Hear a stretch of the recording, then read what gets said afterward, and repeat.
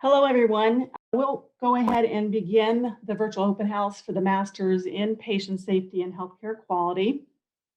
I'm Kelly Curtis. I'm one of the admissions officers here in the department for this program, and I would like to introduce Dr. Albert Wu. He is the program director. Dr. Wu, would you like to share a little bit about your background? Yeah, thanks, Kelly. Very happy to be here. I am an internist, though I do outpatient medicine mostly these days. I do HIV medicine also. I've been doing this now for, 30 years or so. But though these days I only see patients on Wednesday afternoons. So after I leave you here, I'm going to rush over to the clinic at the hospital. I have, since the very beginning of my career, I've focused on two things. One is measuring patient-reported outcomes or quality of life. And the other, and I used to do quite a bit of research in HIV, but the other thing was patient safety.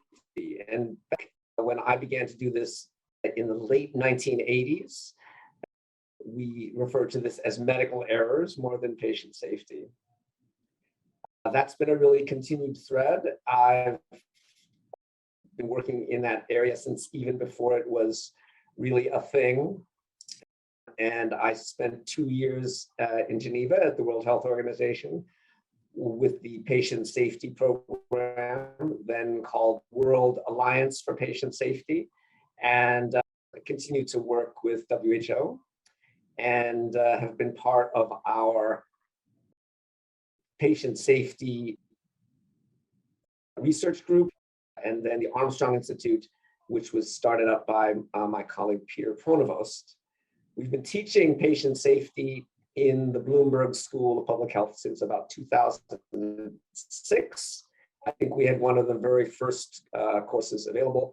And from the beginning, we decided we would do it online because so many people who were not on campus additionally wanted to take our initial course. And of course, we've expanded now to this online program, which is now in its 5th year. And we're very proud of what we've been able to accomplish. Thank you, Dr. Anyway, so I'm looking forward to presenting a little bit with Kelly and to getting your questions. Today's agenda will include an industry overview. We'll cover both curriculum and program details. We'll share what online learning looks like here at Johns Hopkins with over 20 years in online experience and the level of support that you receive.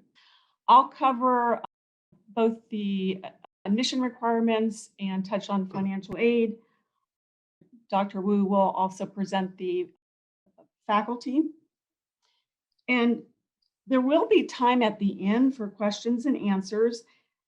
So as you listen to the presentation, if you have questions, go ahead and type those in the question and answer box. I'll take this for the moment. For some time now, patient organizations have begun to name patient safety as one of their top priorities. Peter Pronovost said organizations profess patient safety as a top priority, but they're still figuring out how to manage it with the same rigor, discipline, and accountability that they do their budgets. And this was true when we started this program a few years ago. I think it's still true, and I think that more than anything, healthcare organizations are now, they need to do this, but they still don't really know how to do it themselves for the most part. The data are pretty clear. Repeated studies show that approximately 1 in 10 people who are cared for in the hospital are harmed in some way while receiving care. There are at least 1.5 million preventable adverse drug events in the US every year, and those are really primarily in the hospital. There are many more out in ambulatory care. Estimates suggest that the costs for less than safe care, particularly unnecessary tests, misdiagnosis, and legal payouts exceed 100 billion a year. And while medication errors have always been easily identifiable, we now believe that inaccurate diagnoses may be the most common type of medical error and certainly have catastrophic and costly consequences at times. Next, please. So there are lots of frontline clinicians and managers who either have enthusiasm and a commitment to patient safety and quality, but many of them have more passion than expertise. The challenge is that they don't have the training and haven't gotten this sort of the scientific background in areas that are both central to patient safety and others that are related, like project design and data analysis and measurements. And while they may already be leading in this area, they could be more effective. Certainly, the concepts of patient safety and healthcare quality appeal to everyone, and they could benefit how we work, and they could also, of course, benefit our patients. There are more and more job titles now in this area. They might include Director of Quality Management and Patient Safety Officer, Medical Director and Patient Safety Officer, Nurse Director of Clinical Quality Improvement, Risk and Quality Improvement, Director of or Vice President of Quality Management, Director or Vice President of Quality Outcomes Assurance, Patient Safety, Director or Vice President of Performance Improvement, Patient Safety Officer, Patient Safety Consultant. And there are more. These are articles that if you don't already have one, you might in the future. Next, please. So our program is a Johns Hopkins master's degree program. It's based in the School of Public Health, but also in the nursing school and the School of Medicine. And it's a very skills-based program. It's intended for people who are already working, for the most part, in healthcare and perhaps already working in patient safety. It is part-time and it's 100% online to allow students from wherever they are working to continue without interruption. There are therefore 48 and a half term credits, and the program is designed so that it can be done in 2 years, 4 terms per year, 2 courses per term. There are courses, there are professional development activities, and there's an integrative activity that you can begin thinking about in the first year. Most people really think more in the second year, and begin to develop and fully complete in the second year. We are, although the course material is online, things work more contemporaneously. There are opportunities for group learning. There is, in fact, peer assessment of one another. And we are very skills oriented. The courses include projects. There are plenty of clinical examples. There are plenty of hands-on exercises. The focus is really on public health more than it is on management, for example, or more than it is on medicine per se. The goal of the degree is to educate students in the measurement of safety and quality, designing safer systems, achieving organizational and cultural change, being successful with patient-centered care, and perhaps most of all, preventing patient harm. Next, please. So the curriculum runs over 2 years, and it is structured in such a way that it can be done, for the most part, while one is doing whatever work you have in front of you. To start out, there are a couple of courses that really are necessary to get you into the program oriented. An introduction to the online learning platform, which is absolutely essential. And then there is a half-credit course, which is essentials of health, and this is required for any master's of any kind in public health, but it's only half a credit course. In the first term, there's a research ethics module, and then two courses, one of which is really the foundation, the science of patient safety, and the other which gives some useful examples. It's a seminars in public health course. The second term includes our other foundational course, Introduction to Quality of Care for Practitioners. That's a 4-credit course. And then case studies in quality and safety, which I think is quite instructive. It ranges from hospital to ambulatory care, and plenty of examples in different contexts. Third term is focused quite a bit on some of the other science. There's a 4-credit Intro to Epidemiology course, and also a professional development workshop, which I wish I'd had when I was doing my training. It's a writing course, basically, writing for results. The fourth term, there is the Intro Biostat course, which everyone really should have if you haven't already. And there's a really innovative course, which is on leadership for change.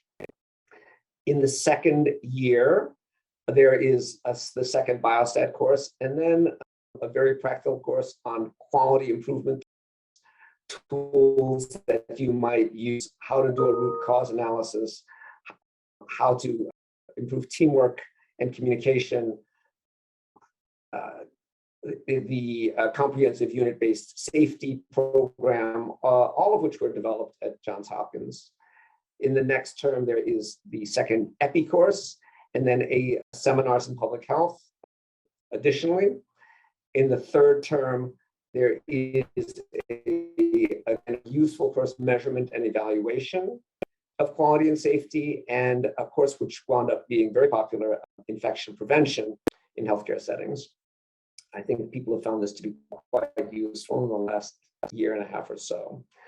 The fourth course includes the main work on the integrative activity, and also a measurement lab, which fits in well with completing that integrative activity. Now, in general, this program is designed to be completed in 2 years. However, it is possible to complete in 3 years or 4, depending on how you distribute your courses.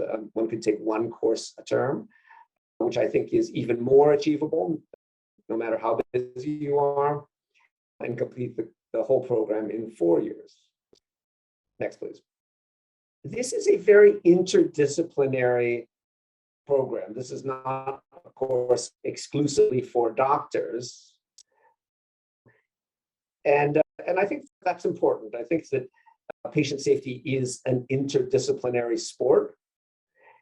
Johns Hopkins has been one of the pioneers in this field, and it's also been a pioneer in online learning. So this program takes advantage of those two things.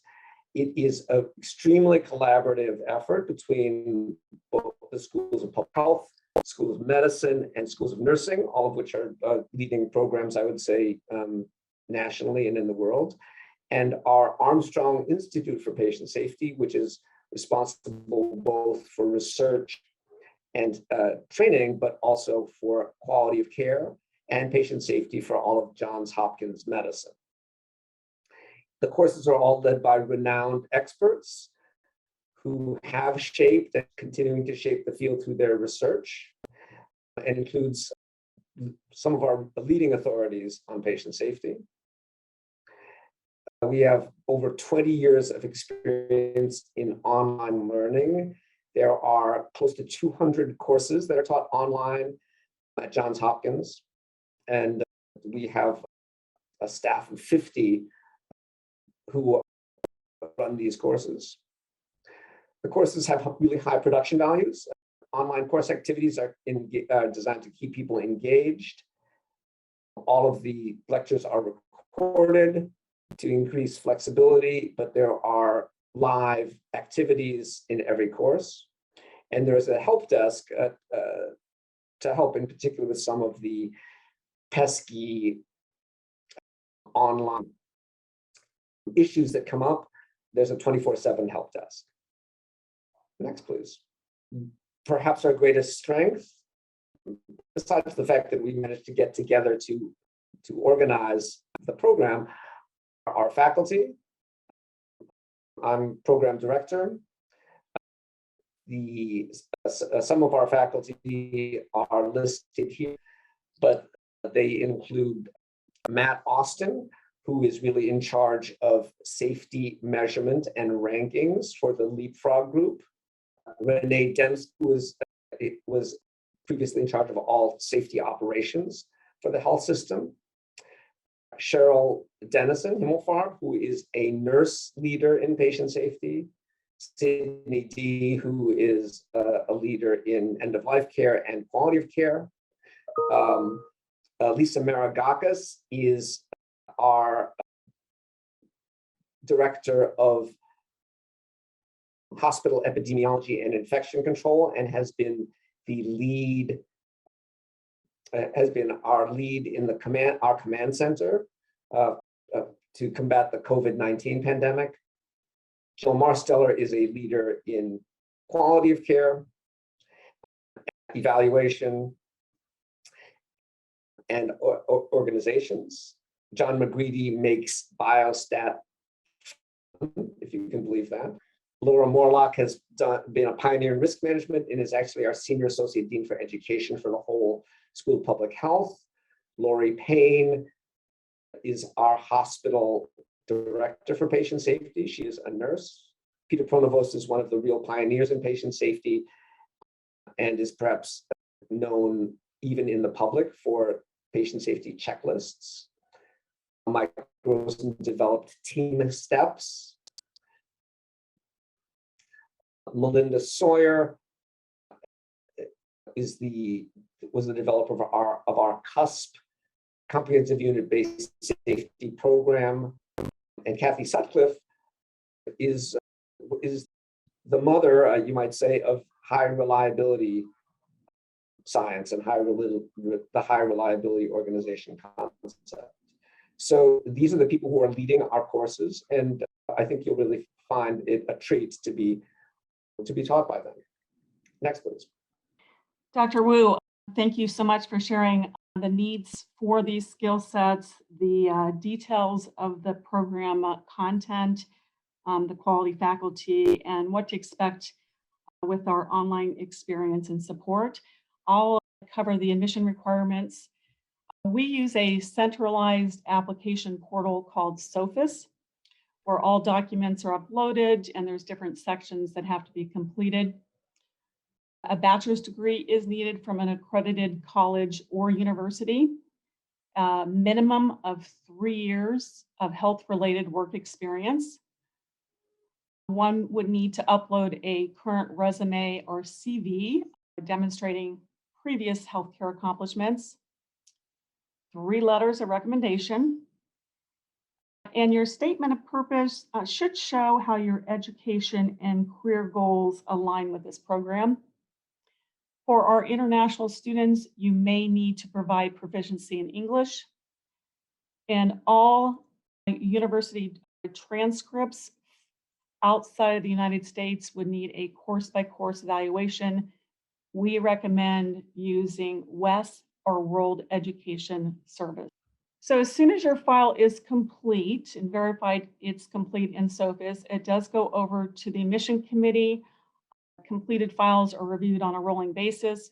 We do encourage candidates to apply early.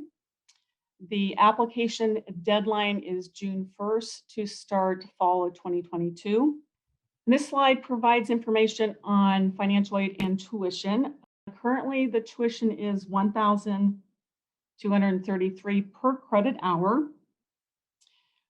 The OPAL scholarship is provided automatically for all students who are accepted into the program. It does take $474 per credit hour off the $1,233. So the student's cost is currently $759 per credit hour.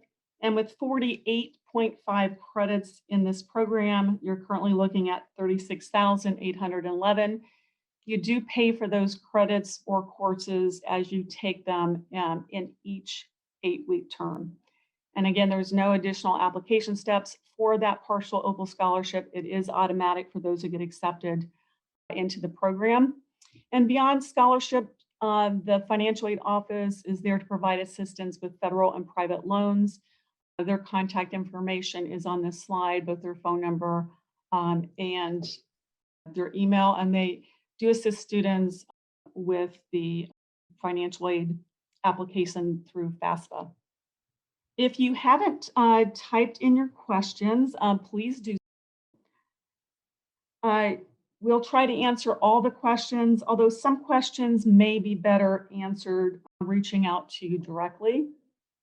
All right, Dr. Wu, there is a question, can we apply in our final year of a bachelor's degree? Do you want to address that question?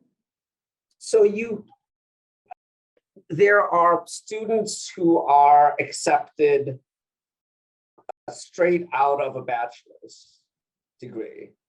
Most of them have had some, in one way or another, have fulfilled the requirement to have experience in healthcare prior to that time. So in general, this is not I've seen an exception or two, but in general, this is not a straight out of college master's program. If you've never done anything in health before and think this might be a fun thing to do, you may benefit from more experience before applying to the program. I will say that people are applying already, and a couple of people have already been accepted. This would be a good time to start putting together an application. So I have a question that I can answer on how many hours expected per week. It depends. If you're doing 2 classes in each 8-week term, that's usually about 6 credits. What we share with students is about 18 hours a week, and that is with everything involved in this interactive classroom.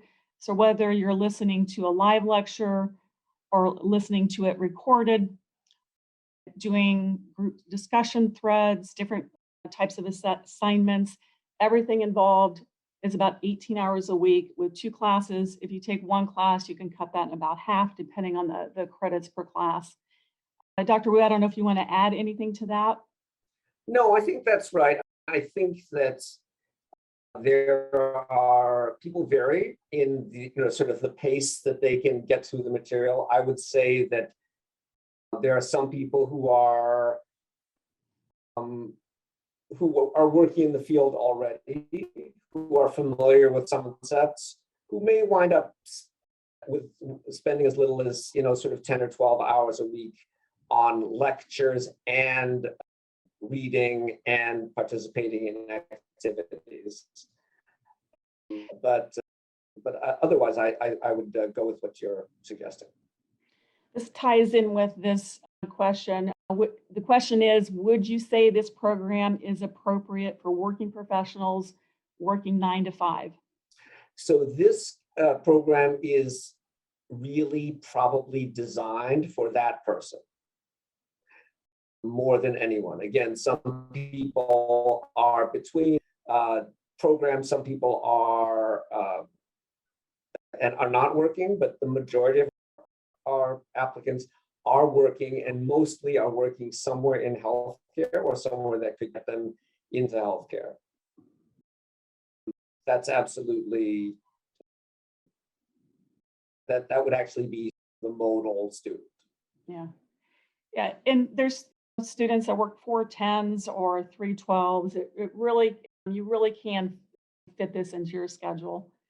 Yeah, there are people who work 2 24-hour shifts and then have the rest of the week, honestly. So there's great variation in what people are currently doing. And it's a deadline-driven program as long as you're, planning things out and meeting those deadlines through each week. You just carve out that time around your schedule. The application deadline is again June 1st to start fall of 2022, but we do ongoing acceptance decisions. So again, as soon as your file is complete, it will go over to the admission committee. Dr. Wu, do you want to touch on the GPA requirements? Um, there is a requirement to, oh, I'm sorry, just a second. Sorry, I should have turned off my phone. There is a requirement that you earn at least a C average on all of your coursework during the term. And we understand that that people are working and people have demands, but you need to achieve that minimum during the course of the program. So there's no minimum GPA required for applicants. However, we would like to be convinced that the people we admit will be able to be successful in the program. So no hard and fast GPA requirements, but having some experience with courses that are related to public health and science, and having had some success with some quantitative courses, math or economics, so that you are likely to succeed in the epi and biostat courses, that would be helpful. Yeah, wouldn't you say, Dr. Wu, that the admission committee looks at the entire file for a decision? Oh, absolutely. And I think that honestly, assuming that people look like they are academically fit, I think the most important criterion is that one's career could benefit from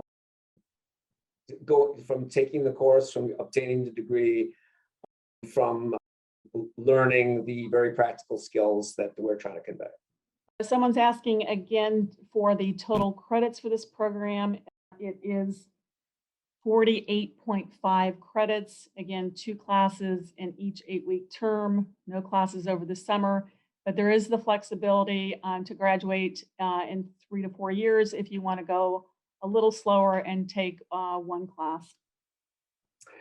And I would say that compared to some other master's programs, the credit requirements are fewer, for example, than our MPH program. The tuition is also substantially more, I don't know, I want to say more reasonable, but the tuition is lower. Our MPH tuition is something close to 60,000 for the 1-year program. So this is relatively economical. Here's a question for you, Dr. Wu. As an anatomical pathology manager, would this master's program be more beneficial over an MBA? Yeah, so it depends on what you're aiming to do. I think that an MBA would teach you to manage to some extent and give you a lot of contacts in the business world. I think this is not a business degree. On the other hand, I think that if you are interested in improving the quality of service that's delivered by a pathology department or a pathology group, then I think that this might be advantageous. So it really depends on what your goals are. Yeah, you certainly can lead with an MBA. You can also lead by being an expert in your field. So it just depends on what you're passionate about. there is a question. I have a 10-year career and went back for my bachelor's. Now I'm almost finished and I'm considering the master's program. Would that fall into that kind of exception of someone that has that experience and then went back to finish their bachelor's degree?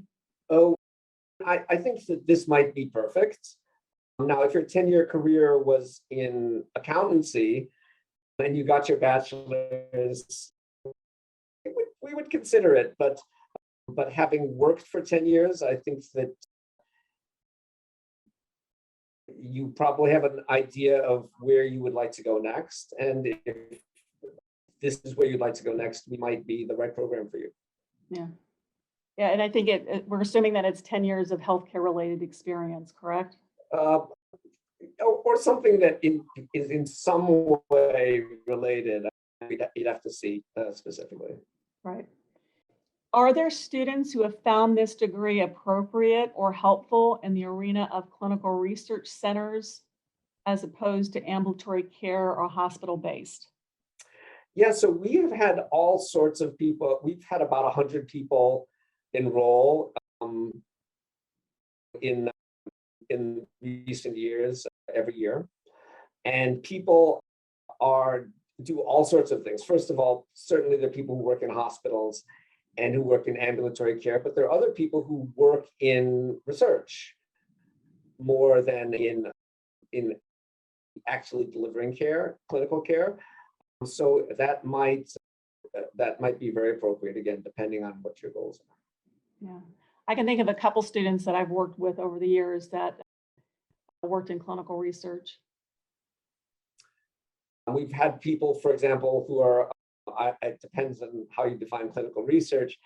We've had people who were working primarily in pharma who are more interested in quality and to some extent safety of the work they're doing. And I think this wound up working out for them anyway. So we have a question, can we submit an application before our transcript is finalized?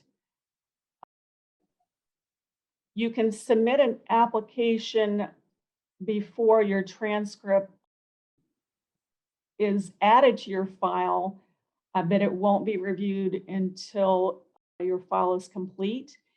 If you're submitting an application and you're waiting for your bachelor's degree for that final transcript, you can submit your application with the most recent transcript and then submit that transcript later once you've completed your bachelor's degree. And again, that's assuming that you have the minimum of 3 years of healthcare related experience.